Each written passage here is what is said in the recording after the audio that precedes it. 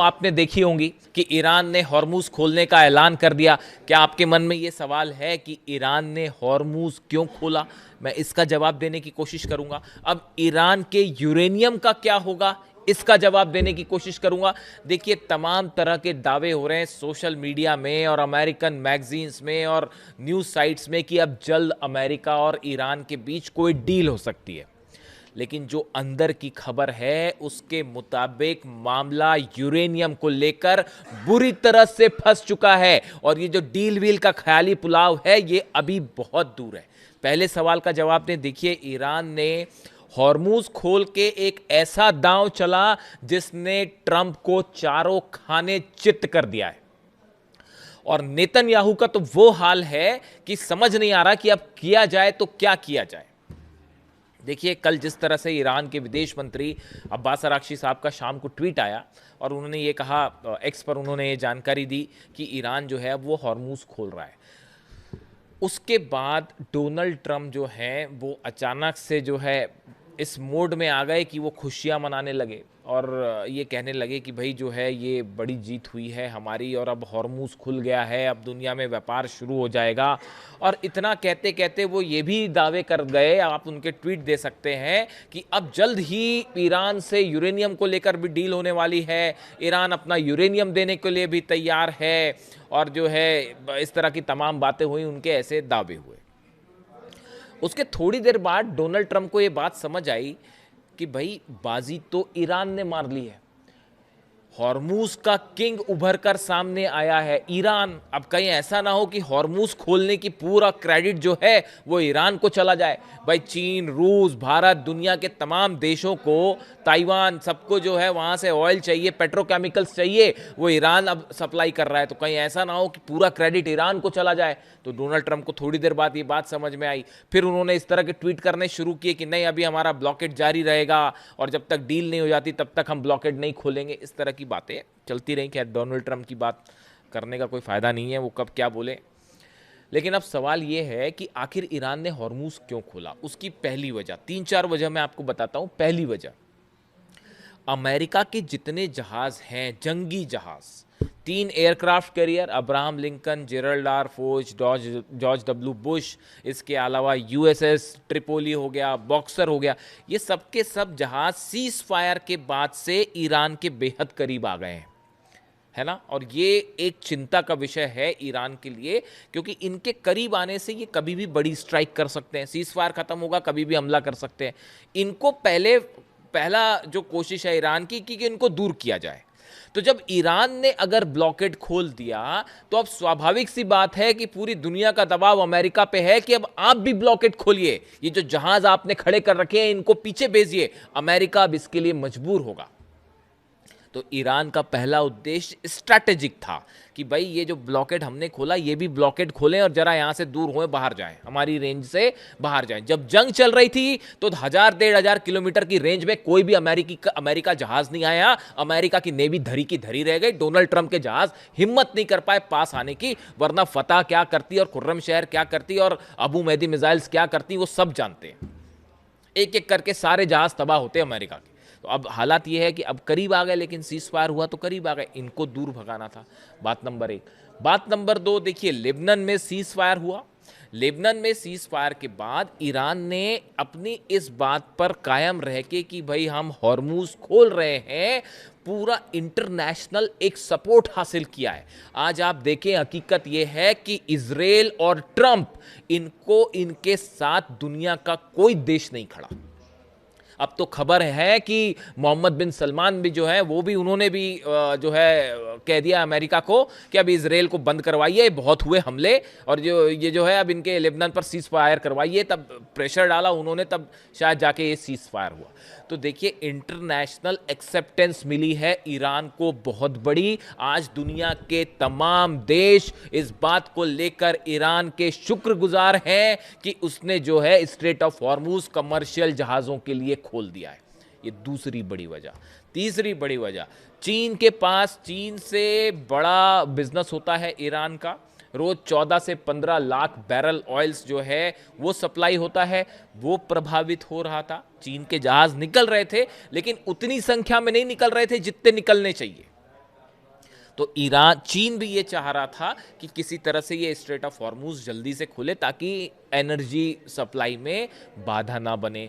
चूंकि चीन बड़ा एलाई है ईरान का, वो मैं अलग से बात करूंगा। जो कार्गो पहुंच रहे हैं तेहरान में, ये आपको लग सकता है, देखिए आप तमाम वेबसाइट्स देखिए, तमाम इस तरह के व्यूज आ रहे हैं भारत के मीडिया में भी, बाहर में भी, कि जल्दी से जो है वो एक कोई सीज फायर का प्लान होने वाला है, कोई डील होने वाली है। हकीकत सुनिए जनाब, धड़ाधड़ कार्गो प्लेन से मिसाइल्स पहुंच रही हैं चाइना की तेहरान।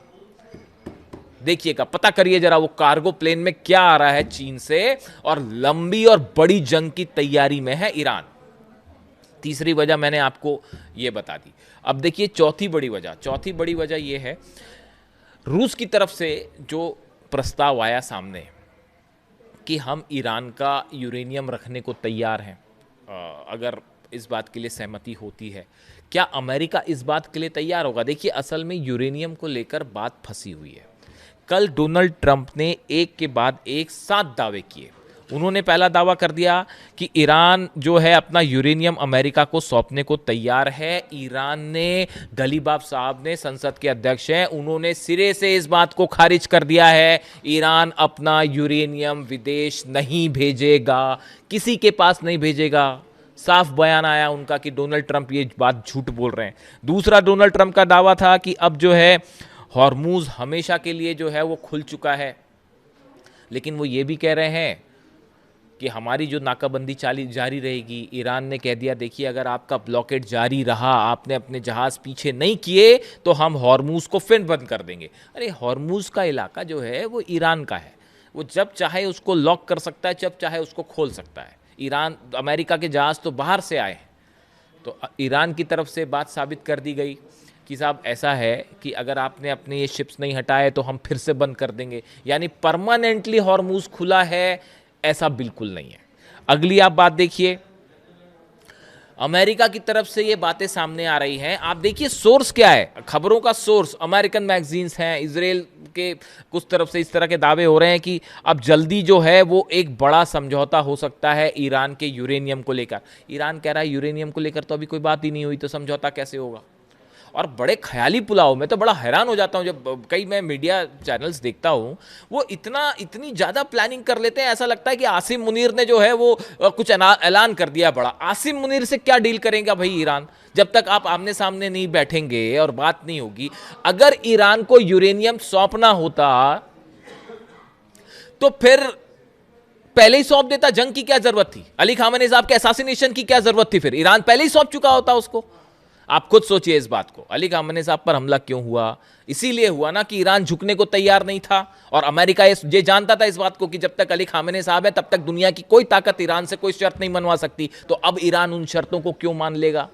समझिए इस बात को। दूसरी बात, कई जगह जो है इस तरह की खबरें कि जल्दी कोई न्यूक्लियर डील होने वाली है। ईरान ने सिरे से इसको खारिज कर दिया है कि अभी ऐसे किसी न्यूक्लियर मुद्दे पर कोई बातचीत हुई नहीं है। देखिए ये बड़ी 5-6 वजह हैं। और एक बड़ी ज़बरदस्त खबर चल रही है कि साहब जो है यूरेनियम के बदले $20 बिलियन जो एसेट्स हैं वो रिलीज कर दिए जाएंगे ईरान के। इस तरह की खबर है कि जो $20 बिलियन अलग अलग फ्रीज है, वो पैसा ईरान का ही है। अमेरिका ये कह रहा है कि इस तरह की खबरें चल रही हैं। हालांकि इसका तो खंडन डोनाल्ड ट्रंप ने खुद ही कर दिया कि हम कोई पैसा नहीं दे रहे, लेकिन कई मैगजीन्स ये दावा कर रही हैं कि भाई जो है $20 बिलियन ईरान के छोड़ दिए जाएंगे, बदले में वो अपना यूरेनियम दे दे। इसको सिरे से खारिज कर दिया ईरान ने कि ऐसा बिल्कुल कुछ नहीं है। ईरान को पैसे दे के उससे डील कराना, इस तरह की बातों का मतलब है कि अब तक अमेरिका इस बात को नहीं समझ पाया कि ईरान का डीएनए क्या है, ईरान का नेचर क्या है। जिस कौम की खून में इमाम हुसैन वाला शौर्य हो, इमाम हुसैन वाली बहादुरी हो, इमाम हुसैन वाली हिम्मत हो, उनको ऐसे पैसे वैसे के ऑफ़र नहीं दिए जाते। ये बात समझना चाहिए अमेरिका को। जिस दिन समझ आ जाएगी उस दिन शायद कोई डील हो पाए। ईरान ना कभी झुका है, करबला में भी नहीं झुका था, अब भी नहीं झुकेगा। समझ जाइए, बात को समझना ज़रूरी है। देखिए इसके अलावा आप देखिए एक बड़ी जो इम्पोर्टेंट बात है वो ये कि इस स्ट्रेट ऑफ हॉर्मूज से बड़ा सारा ऐसा मटेरियल सप्लाई होता है जो कि सेमीकंडक्टर्स बनाने में काम आता है। जो ताइवान और चीन में सेमीकंडक्टर्स बनते हैं, वो सेमीकंडक्टर्स जिससे मिसाइलों के चिप चलते हैं, जिससे अलग अलग थार्ड और पेट्रियट के चिप चलते हैं, जो एयरप्लेन्स में इस्तेमाल होते हैं, मल्टीनेशनल फर्म्स में, कंप्यूटर्स में इस्तेमाल होते हैं, उन चिप्स को बनाने में सल्फ्यूरिक एसिड चाहिए होता है। वो सल्फ्यूरिक एसिड जो बाय प्रोडक्ट होता है केमिकल्स का, जो कि सप्लाई होते हैं स्ट्रेट ऑफ हॉर्मूज से। इस बात को समझिए, पूरी दुनिया के आईटी फर्म से लेकर जितने भी माइक्रोचिप्स बनाने वाली कंपनीज हैं, सब बड़े सल्फ्यूरिक एसिड की कमी से जूझ रही हैं इस समय। और इसका सबसे बड़ा नुकसान खुद अमेरिकन फर्म्स को हो रहा है, जो दबाव बना रही हैं डोनाल्ड ट्रंप के ऊपर कि भैया हॉर्मूज नहीं खुला तो ये जो माइक्रोचिप्स बन रहे हैं, सेमीकंडक्टर्स बन रहे हैं, ये मिलने बंद हो जाएंगे, आपकी पूरी दुनिया की इकॉनमी चरमरा जाएगी। ये दबाव बन रहा है। एक ये भी वजह थी कि ईरान ने इस हॉर्मूज को खोल के एक बड़ी राहत दी है चाइना को और उन देशों को जो कि सेमीकंडक्टर्स बनाते हैं। तो कुल मिला के देखिए, हालात ऐसे हैं कि ईरान की तरफ से बात साफ कर दी गई है कि जो ये 7 दावे डोनाल्ड ट्रंप ने किए, रात भर तमाम तरह की जो है वो थ्योरीज चल रही हैं, ऐसा हो जाएगा तो वैसा हो जाएगा, तो ये डील हो जाएगी तो वो डील हो जाएगी। आप एक बात सुनिए, मैं आपसे सरल भाषा में आपसे सवाल पूछता हूँ, आप बताइए, अगर ईरान के ऊपर ऑयल एक्सपोर्ट के मान लेते हैं, चलो एक ख्याली पुलाव, आप भी सोचिए जरा कि ईरान ने अपना यूरेनियम उठा के दे दिया अमेरिका को या किसी भी देश को दे दिया, उसके बदले में ईरान क्या कहेगा? ईरान ये कहेगा कि अब हमारे पे जितने प्रतिबंध है वो हटा दिए जाए, हमारे से जो ऑयल एक्सपोर्ट पर जितने प्रतिबंध है वो हटा दिए जाए, हम जितना व्यापार करते हैं पेट्रोकेमिकल्स का, जितने हम पे प्रतिबंध है वो हटा दिए जाए। अगर ऐसा हो गया तो उसके बाद ईरान से जो ऑयल बिजनेस होगा उसका नतीजा ये होगा कि ईरान मिडिल ईस्ट ही नहीं, दुनिया की सबसे बड़ी पेट्रोकेमिकल्स इकॉनमी बन के ऊपर जाएगा। और उसके बाद ना इजराइल की हैसियत रह जाएगी, ना सऊदी की हैसियत रह जाएगी, और ना ही अमेरिका के पेट्रोकेमिकल्स का दबदबा बना रहेगा मिडिल ईस्ट में। पूरा प्रभाव भी खत्म हो जाएगा। रशिया, ईरान और चाइना मिलकर इतना बड़ा ऑयल बिजनेस करेंगे कि आप देखिए कि नया वर्ल्ड पावर बन जाएगा ईरान। क्या यह बात नेतन्याहू को मंजूर होगी? क्या यह बात डोनाल्ड ट्रंप को मंजूर होगी? क्या यह बात मार्को रूबियो को मंजूर होगी? क्या पीट हेग्सेट को मंजूर होगी? कतई मंजूर नहीं होगी। समझिए आप इस बात को। तो ये जो डील है, आप समझिए, आप डोनाल्ड ट्रंप से डील कर रहे हैं, जो कि सुबह कुछ कहते हैं, दोपहर कुछ कहते हैं, रात कुछ कहते हैं, उन पर विश्वास नहीं किया जा सकता। नेतन्याहू को सिर्फ मौका चाहिए हमला करने का फिर से। वो अमेरिका के दबाव में फिलहाल डील कर दिए हैं, वो भी 10 दिन का ही सीज फायर है लेबनान के साथ, और 21 तारीख को ईरान के साथ खत्म हो रहा है सीज फायर, और भयंकर जंग की तैयारी है। तो ये जो ख्याली पुलाव चल रहे हैं कि ईरान यूरेनियम सौंप देगा, मुझे तो ऐसा होता कहीं नहीं दिखाई दे रहा फिलहाल। और अगर ऐसा मान लीजिए कोई एक डील हो रही है, बड़े सारे लोग कह रहे हैं कि डील हो जाएगी, अगर डील हो गई तो उसके बाद क्या अमेरिकन थिंक टैंक इस बात को नहीं समझ पा रहे कि उसके बाद ईरान इतना बड़ा वर्ल्ड पावर बन के उभर जाएगा कि उसके बाद क्या एमएसबी को ये बात, मोहम्मद बिन सलमान को ये बात मंजूर हो जाएगी कि सऊदी अरबिया का पूरा प्रभाव खत्म हो जाए? उसके बाद भारत को क्या जरूरत पड़ेगी अमेरिका से तेल खरीदने की या किसी से परमिशन लेने की? आप सोचिए इस बात को। तो ऐसा है कि ये हर स्थिति में अमेरिका की करारी हार है। अगर डील करता है अमेरिका तो भी अमेरिका हारेगा, और डील नहीं होती है, जंग होती है, तो उसमें तो ईरान ने जो है वो 40 दिन में बता ही दिया कि अमेरिका का क्या हो सकता है। इसलिए थोड़ा इंतजार करिए। हम ईरान की तरफ से भी ये बात कही गई, मैं हर बार ये बात कह रहा हूं, देखिए फिर से एक बार खबर साबित हुई। मैंने आपको क्या कहा, जब तक ईरान की सेना की तरफ से कोई बयान ना आए, जब तक अब्बास अराक्ची साहब की तरफ से कोई बयान ना आए, तब तक आप किसी बात पर विश्वास नहीं किए और कीजिए। और आज ईरान की तरफ से बयान आया है कि जब तक हम आपको ऑफिशियली कुछ ना बताएं तब तक आप मत मानिएगा।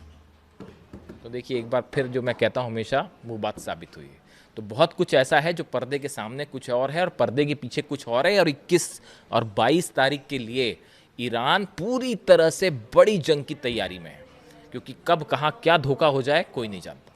इससे जुड़ा जो भी अपडेट होगा वो आप तक पहुँचाऊँगा। आप कमेंट करके खुद बताइए कि ईरान को अब आगे क्या करना चाहिए। क्या यूरेनियम को लेकर किसी तरह की बातचीत करनी चाहिए या नहीं करनी चाहिए? Thank you so much.